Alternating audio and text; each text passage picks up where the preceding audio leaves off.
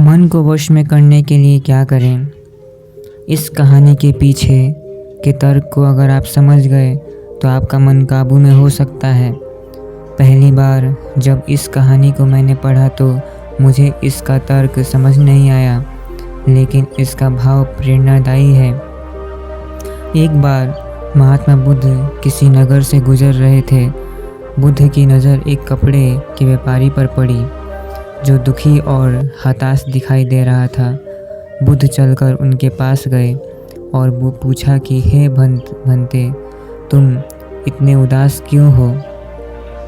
अगर तुम मुझे अपनी चिंता का विषय बताओ तो मैं तुम्हारी कुछ मदद कर सकता हूँ।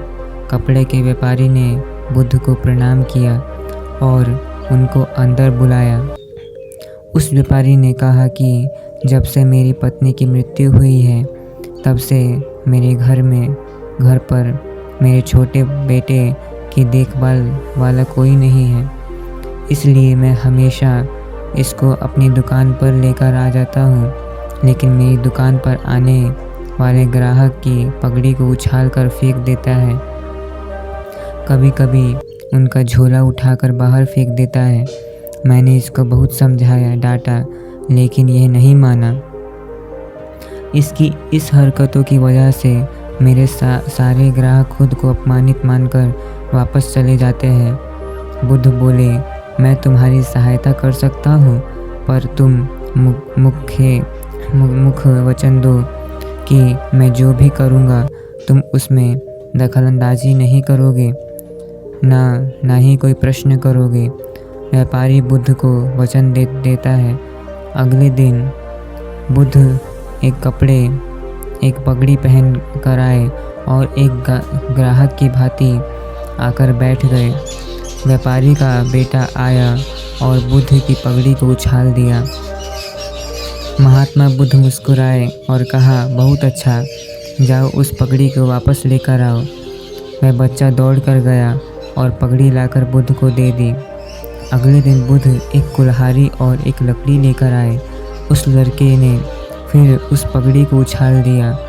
बुद्ध ने उस लड़के को कुल्हाड़ी और लकड़ी दे दी और कहा, जाओ इस लकड़ी को काटो। व्यापारी को थोड़ा सा डर लग रहा था कि कहीं उसके लड़के को चोट नहीं आ जाए, लेकिन उसको अपना वचन याद था। 7 दिन तक महात्मा बुद्ध कोई न कोई नया काम लेकर आते और उस लड़के से करवाते।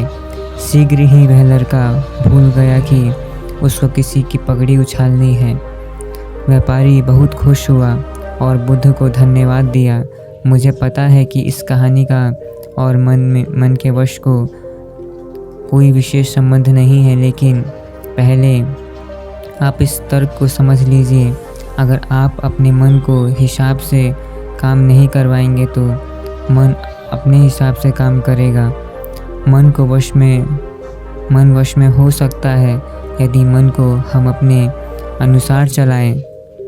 मन 2 तरीकों से, एक मन अपने हिसाब से काम कर सकता है या दूसरा मन को हम अपने हिसाब से काम करवा सकते हैं। बुद्ध से मिलने से पहले उस लड़के का मन और दिमाग अपने हिसाब से अनियंत्रित रूप से काम कर रहा था, लेकिन बुद्ध ने उस लड़के को अपने अनुसार काम करवाया, जिससे उसकी आदतें ही बदल गईं। तो ये वीडियो अगर अच्छा लगे तो इसे ज़्यादा से ज़्यादा शेयर करें। धन्यवाद।